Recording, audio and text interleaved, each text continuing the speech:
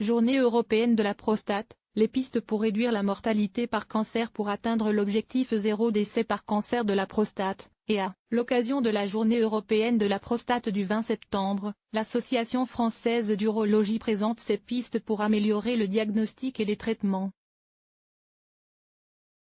Le cancer de la prostate tue encore plus de 8200 personnes chaque année en France, déplore l'Association française des urologues, AFU, alors que se tient vendredi 20 septembre la Journée européenne de la prostate.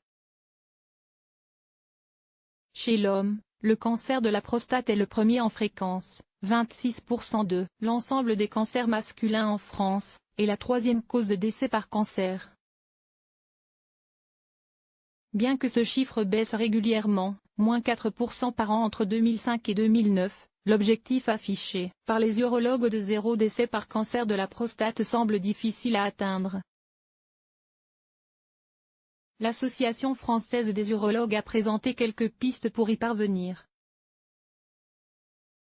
Outil très souvent critiqué, le dosage PSA, prostate spécifique antigène, ou antigène spécifique de la prostate, qui renseigne sur la présence d'une anomalie, pas forcément un cancer, au niveau de la prostate, a permis de sauver de nombreuses vies, assure l'AFU. Celle-ci admet cependant que son utilisation massive a d'abord conduit à un surdiagnostic, mais estime qu'il est aujourd'hui utilisé de façon plus pertinente.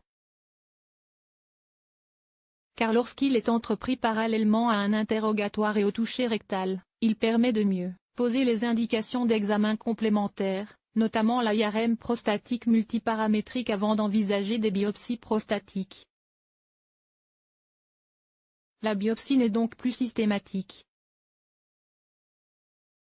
L'objectif est de traiter les patients le nécessitant et seulement ceux-là. Autrement dit, au cancer agressif, un traitement curatif précoce, au cancer peu agressif, une surveillance active, a résumé le Pr Pierre Mongia-Artus, secrétaire général adjoint de l'AFU, membre du comité de cancérologie de l'Association française d'urologie, CAFU.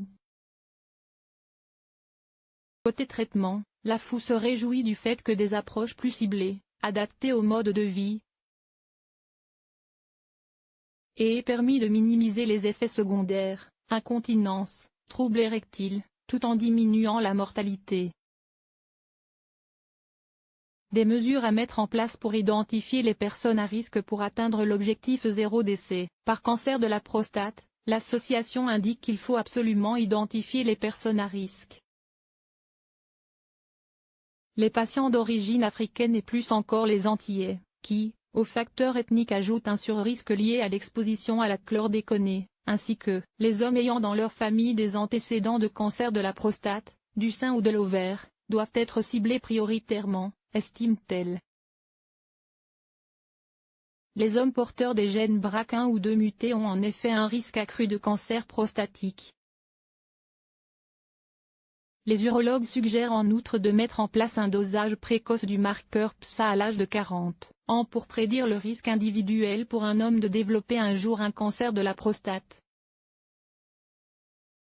L'AFU espère enfin que les améliorations en cours dans le domaine de l'imagerie par résonance magnétique, IRM, des biopsies et des traitements permettront de faire du cancer de la prostate avec métastase une maladie chronique, et d'atteindre cet objectif 0 décès.